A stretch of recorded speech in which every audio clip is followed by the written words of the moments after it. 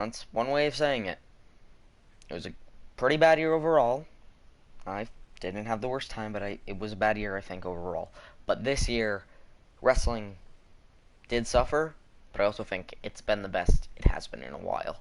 So, when I tried to do this video last year on 2K19, the game crashed, so the stream ended, so I didn't redo it. So that way, it's only 20 minutes long, and we only got a couple guys in. Hopefully, it doesn't crash this time. If it does crash this time, I'm not going to be streaming on my PlayStation for much longer. But this is what this is. So how it works is that the number 30 person, number 1 person in this match, like the person who enters in at number 1 is my 30th favorite wrestler. The person who enters in at number 30 is my favorite wrestler. This is all guys since I can't do men's and women in a Royal Rumble. Remember, it's my opinion. If you don't like it, shut up. And yeah, let's start it. And last year, the time in between people entering was very, very long. It's not going to be like that this year. It's kind of short, I think, actually. Well, no, it's default. I haven't streamed wrestling videos or like anything really on my channel in a while. I did those wrestling music videos, which I'm very proud of. But yeah, we're here to do this. And yeah, also I deleted a bunch of videos because there's some stuff in it that I was not very proud of, so I just deleted it. But yeah, 2K19, I'm playing this over 2K20 because 2K20 sucks. Even though some of the guys, or most of the guys that are on this list, have actual characters in 2K20. I'm good. Yeah, I'm good. So let's start this Royal Rumble.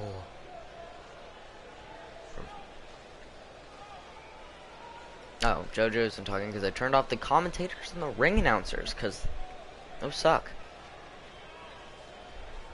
Thank you, whoever joined us. We are doing a countdown of my top 30 favorite wrestlers of 2020.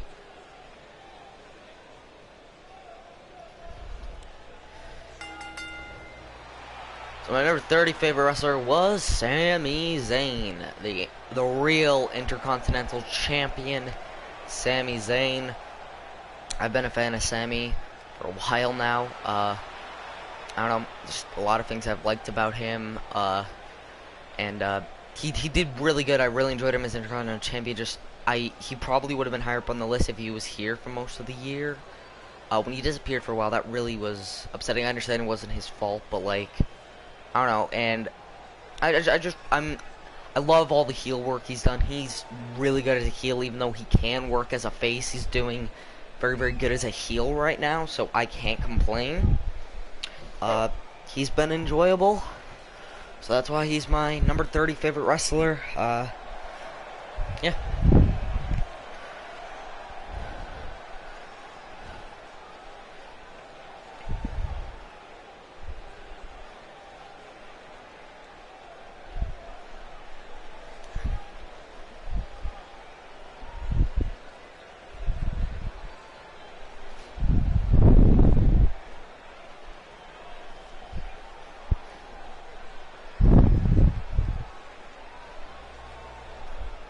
Okay, I guess I could be saying more things about Sami Zayn, or not, because here comes my 29th favorite wrestler of this year.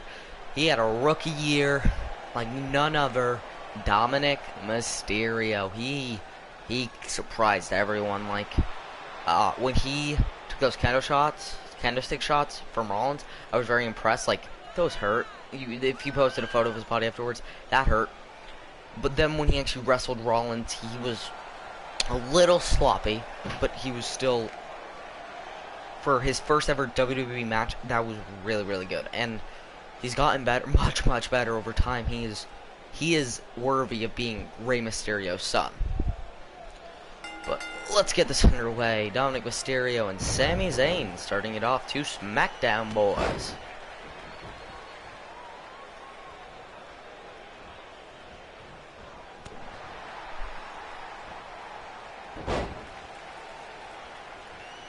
only complaint about Dominic Mysterio is when his first match happened, he had an attire that had a hood. Couldn't like take the hood off, or he didn't take off his thing, so the hood was just swinging around, which was really annoying. But he did change that and fix it, so I can't be mad at him. But yeah, what a really good rookie year for Dominic Mysterio. Here comes number 3, the man who made me yell at the top of my lungs at the beginning of 2020 and got my hopes up only for them to all come crashing down. Edge. Edge returned. It was awesome. His match against Randy I enjoyed it. I actually thought it was pretty good. Well, all his matches against Randy were good. The storyline I really enjoyed. It just, Edge didn't do that much because he did get injured, which I can't be upset about. I think Edge had a pretty good 2020. His return is going to go down in wrestling history, in my eyes, and I guess we're already going to get a number.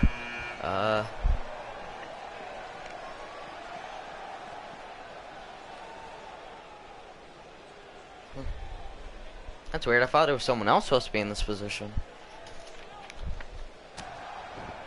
No, I guess not. Alright, well, I guess my 27 favorite wrestler of the year is none other than Braun Strowman. I mean, sorry, no, Kevin Owens. It's actually supposed to be Braun, but Kevin Owens is actually my 26th favorite wrestler of the year.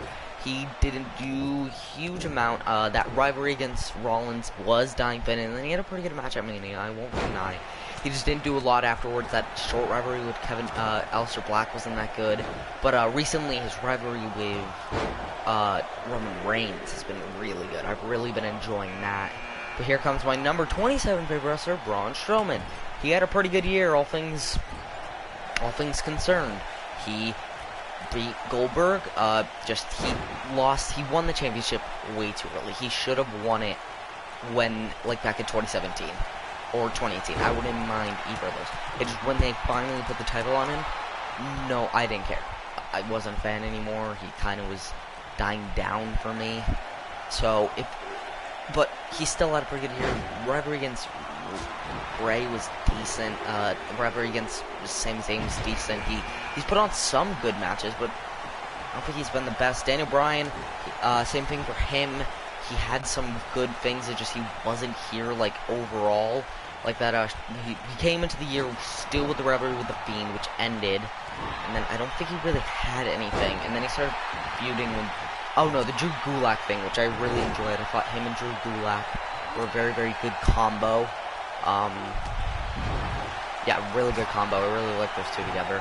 And then they had that Sami Zayn rivalry, which was kind of short. That he had that rivalry with. Was it really a rivalry with AJ? I don't know if it really was, but he went up against AJ, and then he hasn't really doing a lot. But here comes a man who became NXT North American Champion 2 times this year. None other than Johnny Gargano. I thought Johnny Gargano had a pretty good year, all things concerned. He had some hiccups. I don't understand why you had to turn him heel. Their payoff with that kind of cinematic match was not very good. But I think his heel turn has gotten better as the years gone on. I didn't really think that Johnny Gargano could work as a heel as eliminated, but he's been working pretty good so far, and I've kind of been enjoying his segments with now Austin Theory, Candice LeRae, and whatever Candice's thing is. But yeah, this is. I've always been a fan of Gargano. I think Gargano can put on good matches. I don't think his matches have kind of suffered a little bit since he's become a heel, but he's still one of the best performers. Up next is a man who made his return in 2019, but he really did a good job in 2020.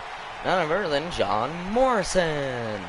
Won the SmackDown titles coming right out of it. Put on one of my favorite matches at this year's Weird Mania, that being the triple threat ladder match with the SmackDown tag titles. I really, really enjoyed that match, and he's just been entertaining. He's in recent weeks he's kind of become, I guess a companion piece to the Miz, which I'm not the biggest fan of. But I kind of get it, I guess. I don't know. I'm not the biggest fan of him becoming a companion piece to the Miz, but I don't mind it as long as it's entertaining and fun, and it has been. I'm just hoping that Morrison gets, his thing. Because, it really should be Morrison with a companion piece of The Miz. It shouldn't be other way around. because yes, The Miz is definitely a bigger star. It just, I think Morrison kind of neat. I think Morrison deserves a world title run, and I kind of wish that he took the briefcase off Otis instead of. Here comes 21 favorite wrestler of the year, MJF. What a fucking douchebag. There's a reason why his nickname is the Salt of the Earth, and that is because he makes you hate you, and he did it this year. Flipping off that kid, not wearing a mask, charging more people for autographs and stuff. Like it's just promo work. The rivalry against Cody, the 10 lashings was a really good segment. Sadly, the match really did not live up to expectations. If it lived up to expectations, that would have been one of the best matches of the year. It just did not. I think MJF, he did a pretty good job this year. It's just, I don't know. I enjoyed the rivalry with Moxley. I didn't remember the match that well. I don't remember if it was that good. Owens is eliminated. But yeah, MJF, my 21th favorite wrestler of the year. That work, what he did for fucking Brody Lee's son 2 nights ago was really good of him. I understand he did flip off the kid and yell in his face, but he also took a kendo shot from the kids. You know, you gotta give him some points for taking a kendo shot for the kid. Oh, number 20 favorite wrestler. Sorry, actually no, MJF is my 22nd favorite wrestler. My 21st favorite wrestler is going up next. And that is none other than AJ Styles. AJ Styles, a pretty good year. I don't remember if he came in with the U.S. Championship. I don't think he did. That rivalry against Undertaker was surprisingly good. I really enjoyed it personally, at least. Then he became Intercontinental Champion. That was fun. He had some really good matches with that Intercontinental title. Now he's back on SmackDown. He has Almost, which I've been enjoying so far, but just, you know, AJ's one of those guys that you always have to have on your list of your top 30 wrestlers of the year, just because he's AJ Styles. He's one of the best of all time. That's why AJ is my number 21 favorite wrestler of the year. But here comes number 20, Le Champion, Chris Jericho. Besides all the political and outside of wrestling things, I think Jericho had an incredible fucking year. One thing I forgot to talk about with MJF is the Le Dinner Davion, whatever it was called. That was one of the weirdest, but one of my favorite segments of the year. I love that. I don't know why. I think it was just because of how absurd it is.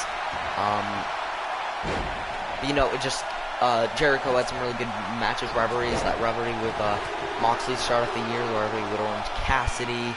Rivalry with Matt Hardy. Just, you know, Jericho had a really good fucking year. Here comes Prince Balor. Balor had a really good start of the year. That match against Gargano was really good. He did kind of slow down. I think the match against Damian Priest was really good. But just, you know, once he won that NXT Championship again, he proved, I think, to everyone, like, I could have been something on the main roster. And the fact that they didn't do anything with me is so wrong. And he fucking did it. He's been an awesome NXT champion. It's good that he's back after his injury, and I don't think they I don't know. I think they made the right choice when not vacating the title after he won the championship from someone who just vacated the title. But I guess we'll go right into my 18th favorite wrestler, Adam Page. Adam Page had some really good fucking matches, and he has had one of the most intriguing, one of my favorite storylines of the year. That one being with The Elite and English, not my specialty. With The Elite and Kenny Omega. It's been pretty good, I won't lie. Anxious Millennial Alcoholic Cowboy is surprisingly entertaining. I could watch that for a while. He is definitely going to win the AEW World title before 2021 is over. I can bet my buckaroos on it, baby. Just, you know, his tag team run was, Omega was really good. Just, you know, I think the storyline that he's playing is really good. Speaking of the man who took the titles off of him and Kenny Omega, FTR. I loved FTR. They were on my list last year. I've always been a Revival fan. And when they finally showed up in AEW, I popped like a motherfucker. I was so happy. So, when they won the titles, I was super happy. They deserved it. Sure, they were barely in the company, but when they finally won the titles, you were like, oh yeah, these guys deserve it. These guys are some of the best tag team wrestlers of all time.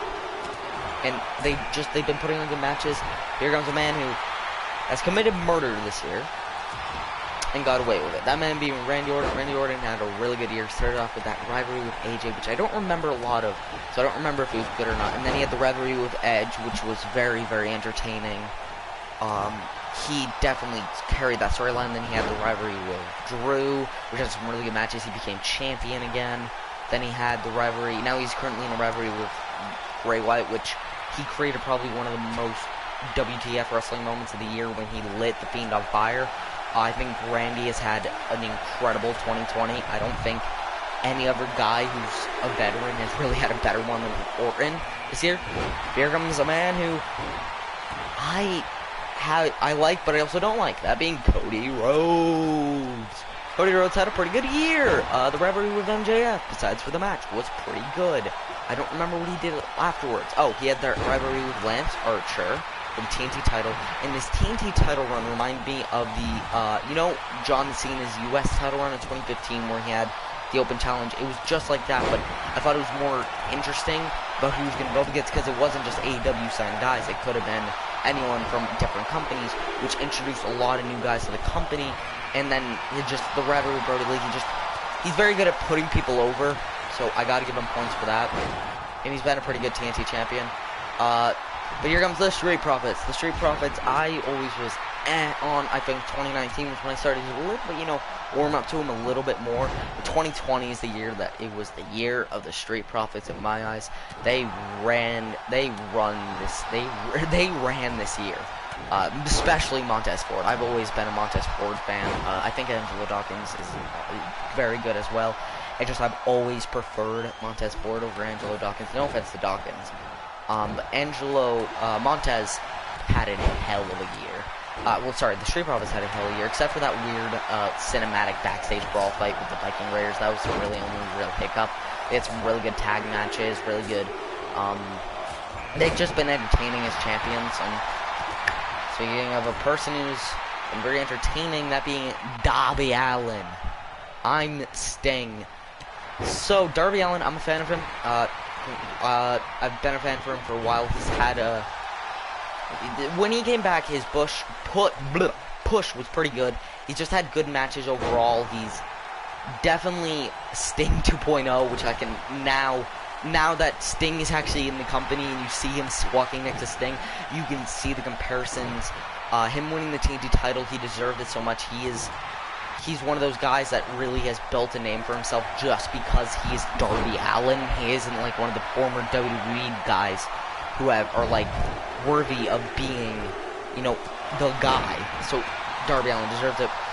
Here comes the Monday Night Messiah. I enjoy Seth Rollins. I enjoyed this gimmick. I liked it better when he was flanked by, Authors of Pain and Murphy. What happened with that Austin Theory thing? You know what happened, but I'm not going to talk about it. I thought he had a pretty good year. He had some wacky matches.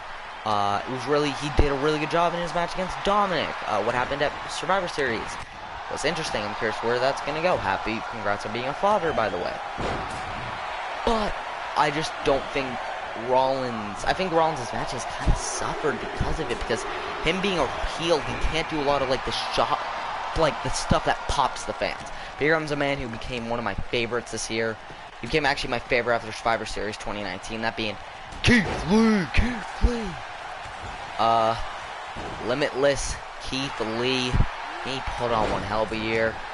Did he walk into it? No, he did. No, he became champion this year, North American champion, and then he just continued to wow us. His match against Dominic Dijakovic, and then he became NXT North American, and there he goes, NXT North American and NXT champion. Then he gave out the NXT North American, lost the NXT championship, which I kind of wish the writing was a little bit longer, but I can't complain. Then he went out to the main roster, which his thing kind of slowed down. His theme song was changed. His look changed. I think he looks better. I think I'm definitely getting used to it, and he's definitely getting the respect he deserves. The fact that he's going up against Drew McIntyre this Monday is pretty big in my eyes. And I wouldn't be surprised if they have Keith Lee take the title off of Drew. And I wouldn't be upset. And I wouldn't mind it. Like I said, if they take the title off of Drew for Keith Lee, I wouldn't mind it. I'm a Keith Lee fan. I think he deserves it. He's done incredible fucking work this year. Really does deserve it. When's the next entrant gonna come?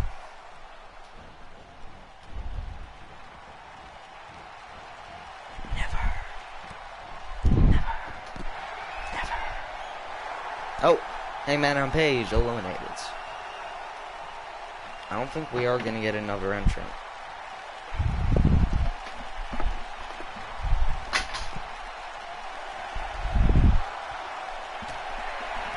Oh no, here we do.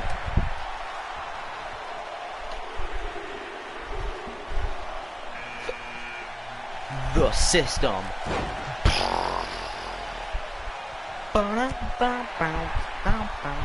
None other than the Undisputed Era. Not Adam.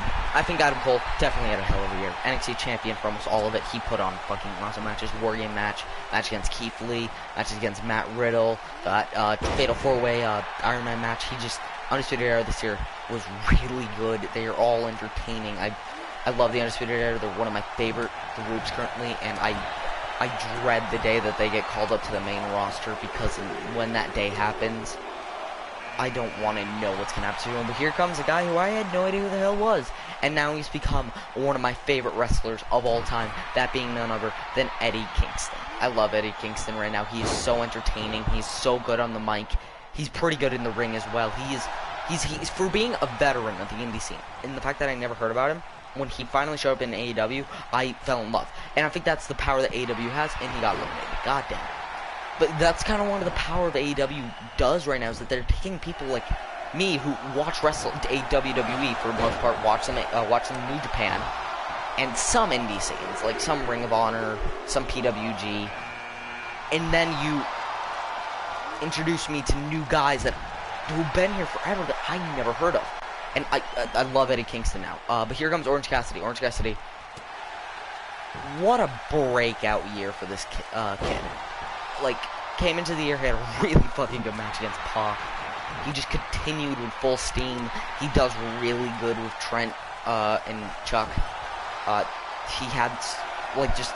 it's super cool that he also gets the gimmick over, like, just the hands in the pockets. It's very fun. I think Orange Cassidy's one of the best, and he had a very fun and actually kind of interesting rivalry with Chris Jericho. And someone like Orange Cassidy go up against Chris Jericho, and that be like one of the biggest things on the show, is really big.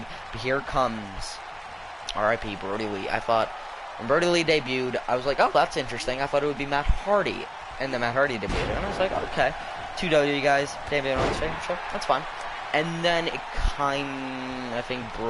kind of forgot about that. I kind of forgot that Brody was even in the company. And then he started rivalry with Jon Moxley, which was really, really good. Then he had the rivalry with Cody, with the dog collar match, becoming TNT champion. All the backstage segments with the Dark Order are so freaking good. They are some of the best things of wrestling this year. Being the Elite became one of the best things of this year. And Brody Lee, he was just really, really entertaining. And, you know, after hearing all the stories after he passed away, it really does seem like we lost one of the best guys of the company, one of the best guys in the business this year, both just like ethically, morally, and wrestling-wise. I think he's going to be missed. He's going to leave an impact, and he's going to be one of those guys that I don't think people forget about. But Kenny Omega had a really good year, and he got eliminated. Started off the year becoming tag team champions. He had a really good tag team title run. You kind of forgot about him though. And then he became he lost the title to Hangman, and then he became one of the most talked about guys. He became AEW World Champion, started showing up on Impact Wrestling. He is currently just interesting, super interesting. What's he gonna do? What's his plan? Why is he in Impact? Is he gonna try to become any more champions? Possibly. So yeah, and then you have the Fiend. Fiend was really entertaining this year. He kind of had a rough start.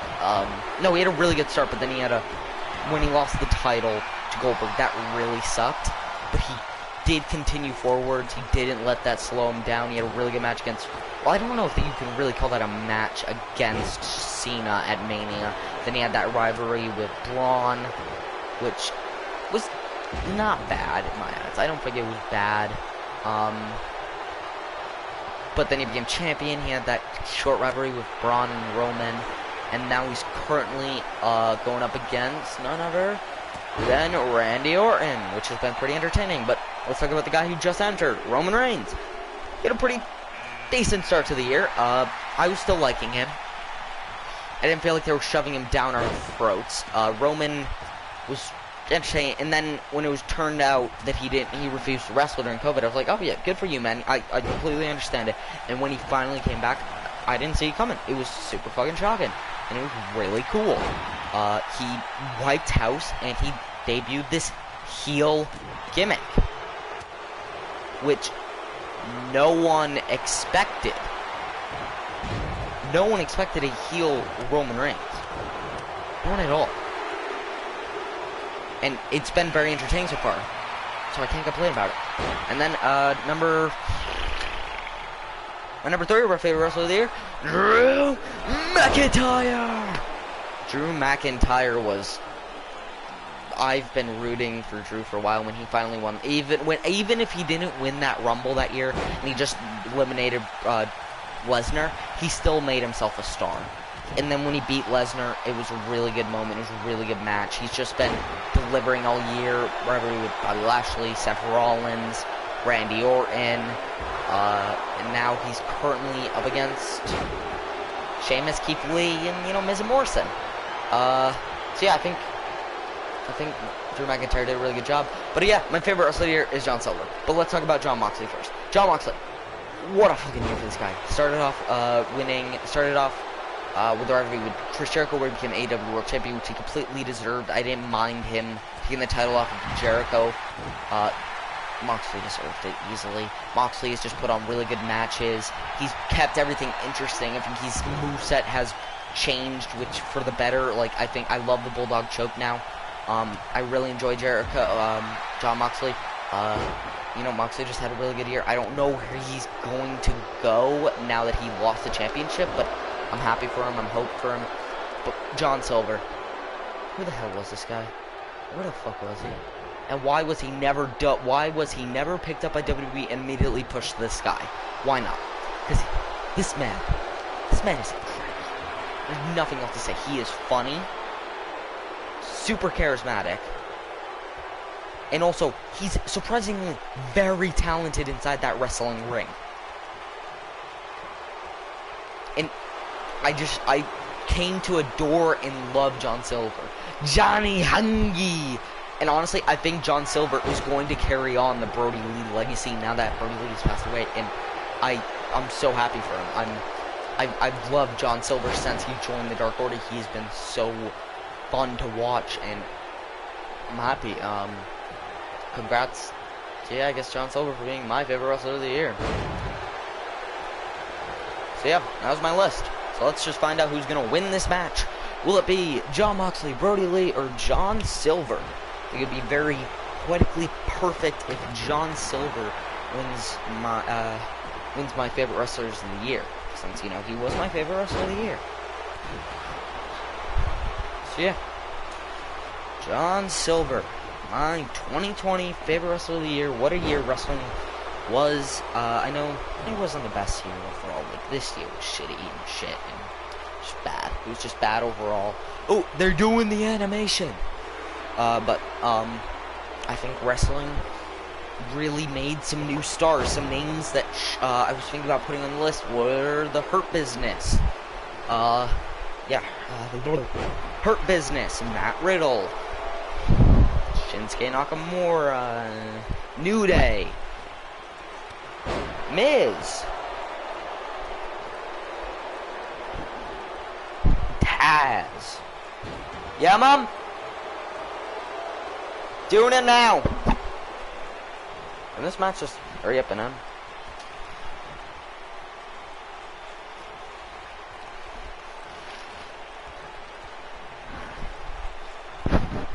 Oh, John Silver's out here, so it's down to Brody Lee and Jon Moxley. Oh, by the way, my favorite championship this year was WWE Championship because it barely changed hands, and it was just overall pretty good this year. That title especially was just overall pretty good this year.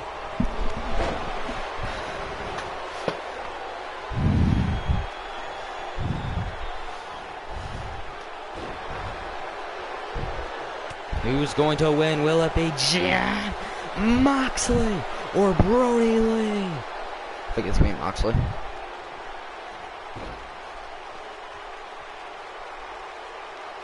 I'm pretty sure it's Moxley.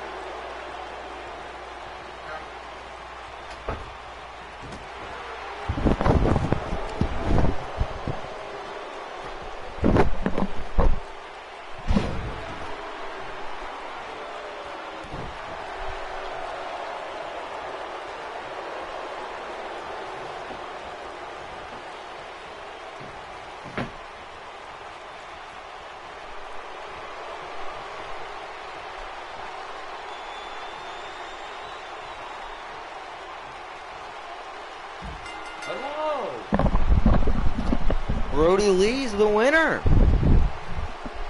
Congratulations, Brody. Oh, what a discus lariat. Why was Roman walking into the stage? Oh, and Roman disappeared. Powerbomb out of the ring from Brody Lee to win here tonight. Oh my God, it's so devastating.